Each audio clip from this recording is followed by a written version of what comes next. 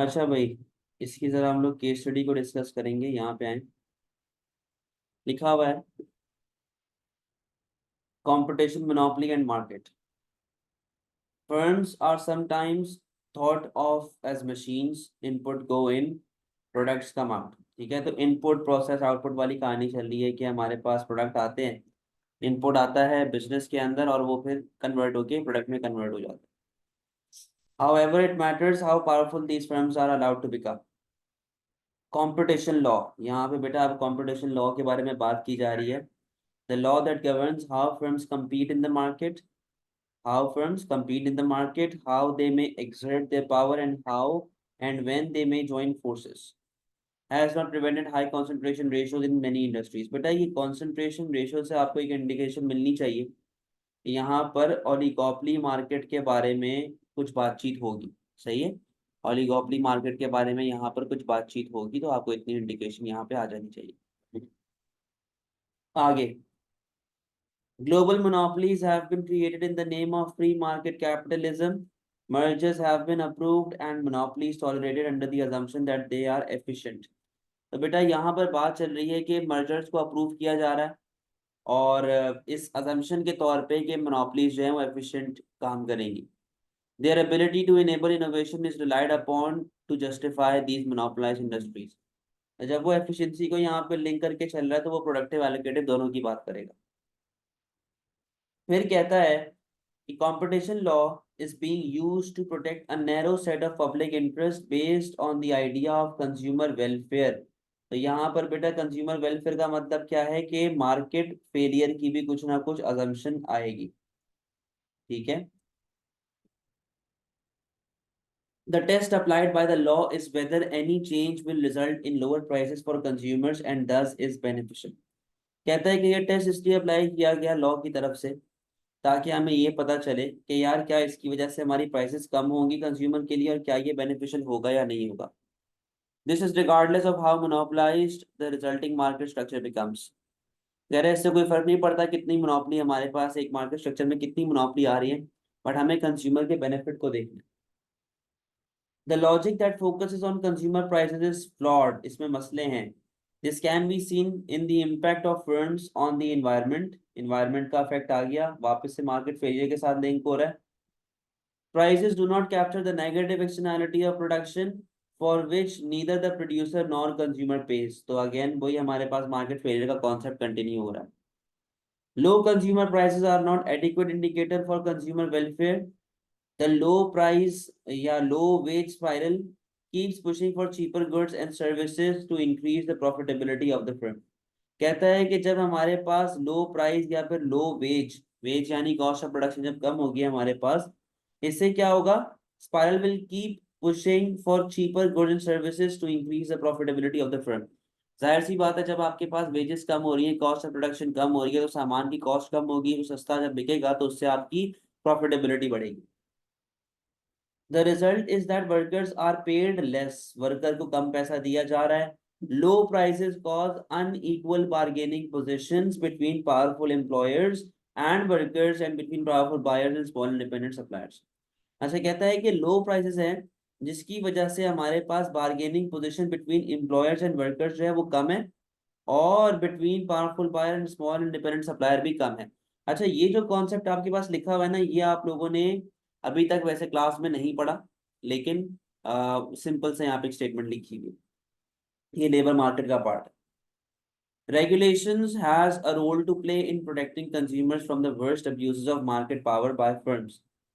कहता है कि गवर्नमेंट रेगुलेशंस, यहाँ पे जब रेगुलेशंस की बात हो रही है तो बेटा ये गवर्नमेंट रेगुलेशंस की बात हो रही है, यानी कि सब्सिडीज इनडायरेक्ट टैक्सेस वगैरह की बात हो रही है।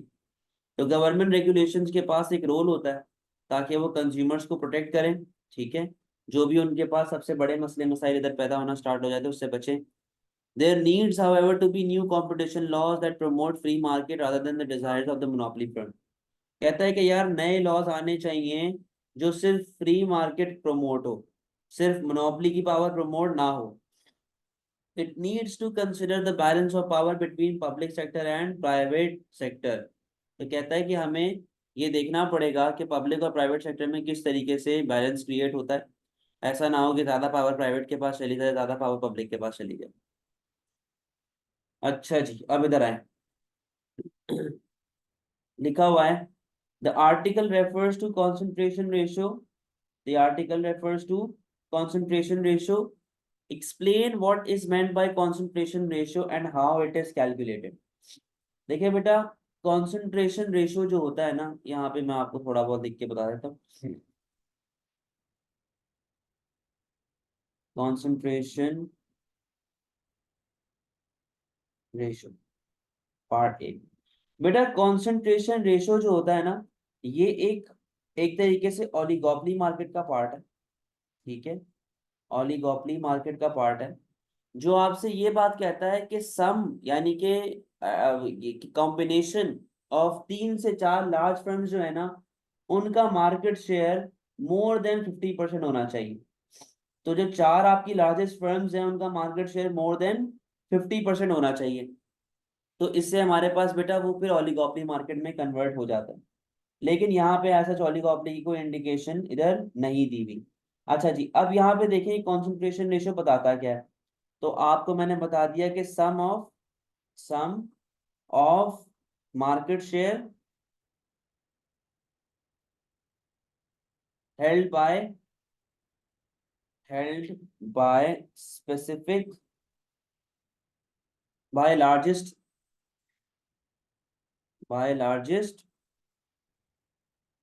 4 firms.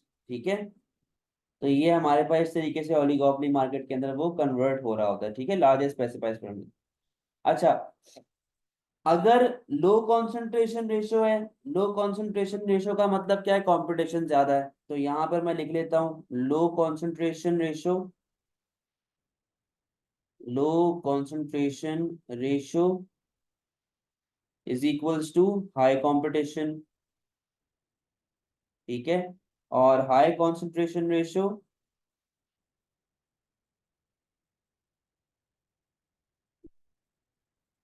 Is equals to low competition. ठीक है, क्योंकि जो आपकी मेजर 4 फर्म्स हैं, उन्होंने ही पूरा मार्केट शेयर गैदर कर लिया है ना, बाकी सारा मार्केट शेयर छोटी छोटी फर्म्स के बीच में डिवाइड हुआ हुआ है। अच्छा, अब ये कैलकुलेट कैसे होता है भाई, इसके बारे में आपने बताना है। तो आपने जो है वो 4 लार्जेस्ट फर्म्स का कॉन्सेंट्रेशन रेशियो मतलब उसका मार्केट शेयर निकाला। तो बेटा ये मार्केट शेयर पहले किस तरीके से निकलता है, पहले तो ये बता दो। Market share is equals to sale of business divided by sale of industry multiply by 100। Market share का मतलब ये होता है कि यार साल में जितनी गाड़ियां बिकी हैं उसमें से सिर्फ होंडा की कितनी सेल हुई है, तो ये मार्केट शेयर होता है। तो आपने 4 बड़ी फर्म्स का मार्केट रेशियो मार्केट शेयर जो है कंबाइन किया। अगर तो वो मार्केट शेयर कॉम्बिनेशन होने के बाद प्लस होने के बाद 50% से ऊपर जा रहा है, इसका मतलब है कि वो ओलिगोपोली मार्केट के अंदर हमारे पास मामला चल रहे हैं। ठीक है, तो इस तरीके से हमारे पास एक कॉन्सेंट्रेशन रेशियो कैलकुलेट हो रहा होता है। कोई मसले वाली बात इसके अंदर क्लियर है?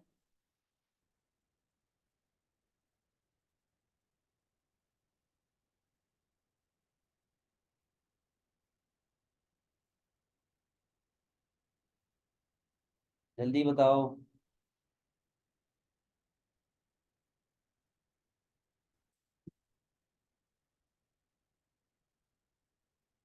चलो पार्ट बी के ऊपर आए।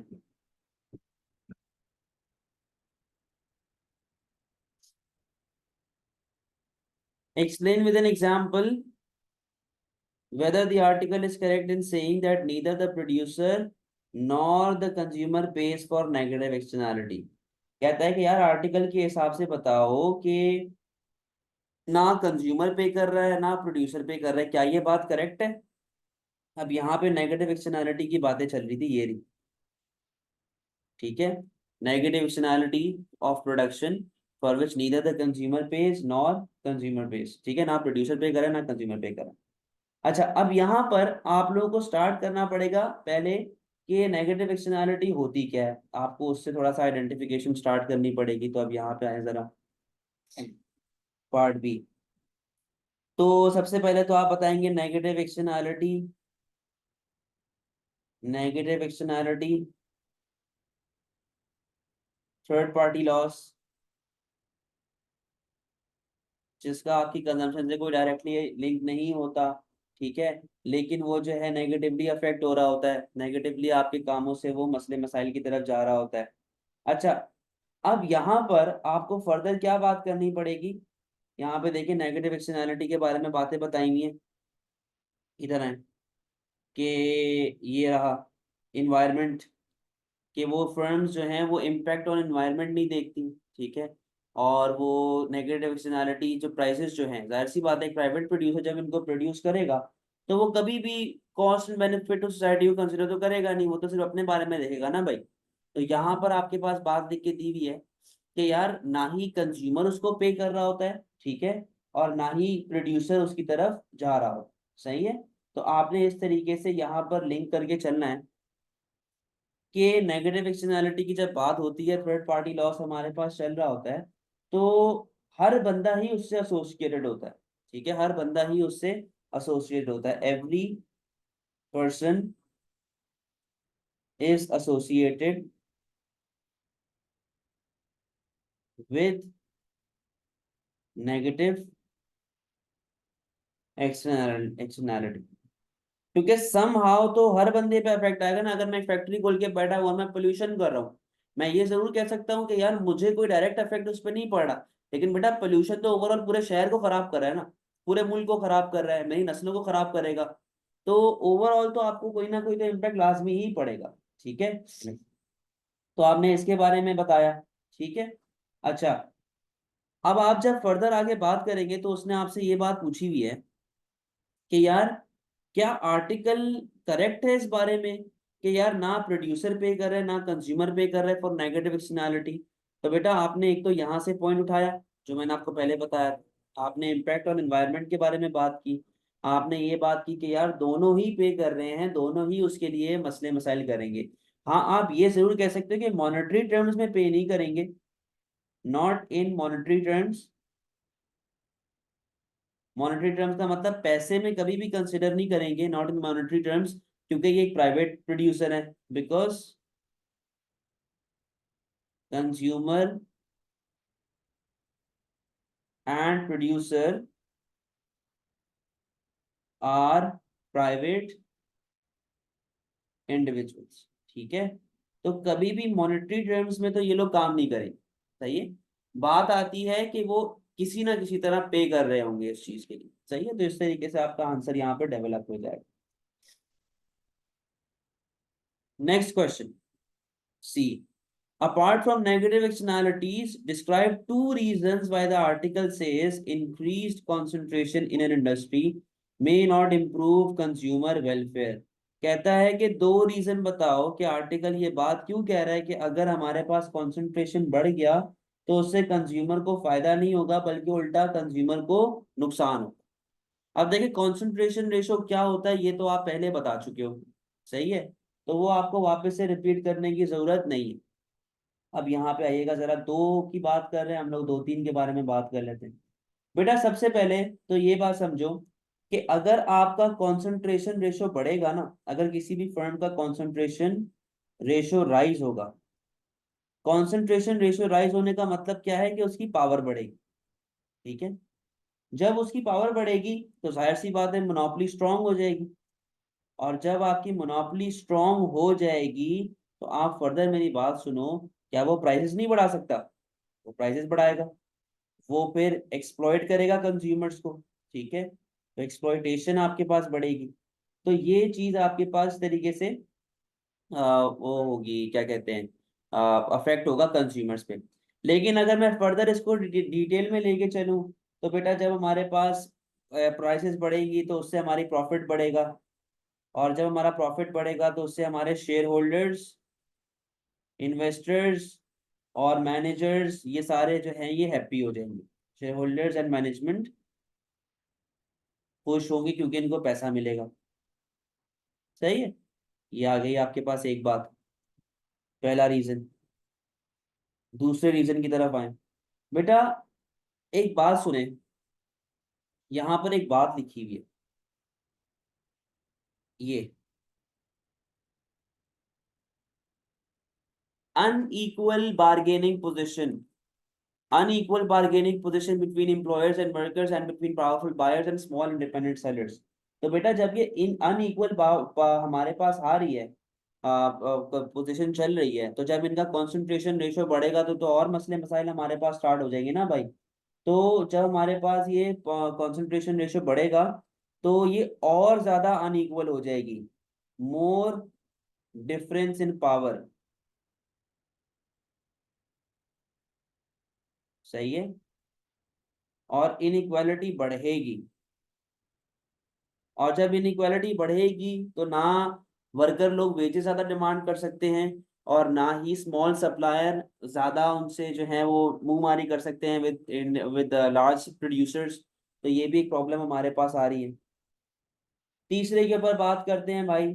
तो अच्छा, ये तीसरे का इस तरीके से कर लो कि वेजेस को एक कर लो, और यहाँ पे हम लोग कर लेते हैं बिटवीन वर्कर एंड बिजनेस। ठीक है। अब इसी तरह between small supplier and business, इनके मसले, क्योंकि यहाँ पे आपको लिख के दिया हुआ है ना कि यार स्मॉल इंडिपेंडेंट सप्लायर है, उनके पास ताकत नहीं होती। ठीक है। तो जब वो लार्ज इंडिपेंडेंट होगी, वो और ज्यादा पावरफुल बन जाएंगी, तो वो बेटा फिर और ज्यादा रेजिस्ट करेंगी महंगी प्राइस परचेज करने पे, यानी कि वो और ज्यादा डिस्काउंट्स डिमांड करेंगे। ठीक है। जब वो और ज्यादा डिस्काउंट डिमांड करेंगे तो बेटा सप्लायर की तो हालत टाइट हो जाएगी ना। ये आपने बात यहाँ पे इस तरीके से बता दी। The article says that monopolies are tolerated because they are efficient। अच्छा भाई, efficiency से बात कर रहा है। Assess with the help of a diagram whether economic theory supports the idea that monopolies are efficient। तो बेटा ये कितने मार्क का सवाल है? 8 मार्क का सवाल। Part D. अब यहाँ पे देखें जी, तो जब वो बेटा आपसे एफिशिएंसी की बात कर रहा है और उसने 8 मार्क आपको लिख के दिए हुए ना, तो सबसे पहले तो आपको बेटा डिफाइन करना पड़ेगा व्हाट इज एफिशिएंसी। एफिशिएंसी क्या होती है? फिर उसके साथ ही साथ आप डिफाइन करेंगे what is productive efficiency and what is allocative efficiency. सही है। ये पूरा आपको एक्सप्लेन करना पड़ेगा कि भाई हम लोग प्रोडक्टिव पे लोवेस्ट ऑफ कॉस्ट पे ऑपरेट कर रहे हैं, एलोकेटिव के अंदर हम लोग एमएसबी एमएससी पे ऑपरेट कर रहे हैं। सही है। तो अब हमारे पास बेटा प्रोडक्टिव एलोकेटिव की कहानी चलेगी। आप लोगों ने फिर मोनोपोली की डायग्राम बनानी है। मोनोपोली की 3 डायग्राम्स बना लेना, एक प्रॉफिट मैक्स वाली, एक प्रोडक्टिव वाली, एक एलोकेटिव वाली। ठीक है। तो ये 3 डायग्राम्स आप लोग उसको बना के दिखाएंगे, और आप उसको प्रॉपरली एक्सप्लेन करेंगे, और फिर कंक्लूजन में बोलेंगे कि यार it depends upon the objective of monopoly, कि वो किस तरह ऑपरेट करना चाह रहा है, क्या करना चाह रहा है। अगर तो वो काम कर रहा है ऐसे कि मतलब कि वो एक इंडिपेंडेंट फर्म है, तो वो प्रॉफिट मैक्स पे काम करेगा। अगर कंपटीशन वगैरह आया या फिर उसको सोसाइटी की तरफ से प्रेशर पड़ा तो वो एलोकेटिव पे चला जाएगा। कंपटीशन आने की वजह से प्रोडक्टिव पे चला जाएगा। ठीक है भाई। तो ये आपकी पूरी केस स्टडी थी फॉर मई जून 2023 पेपर 41। ठीक है जी। चलें, तो इसको ज़रा देख लीजिएगा।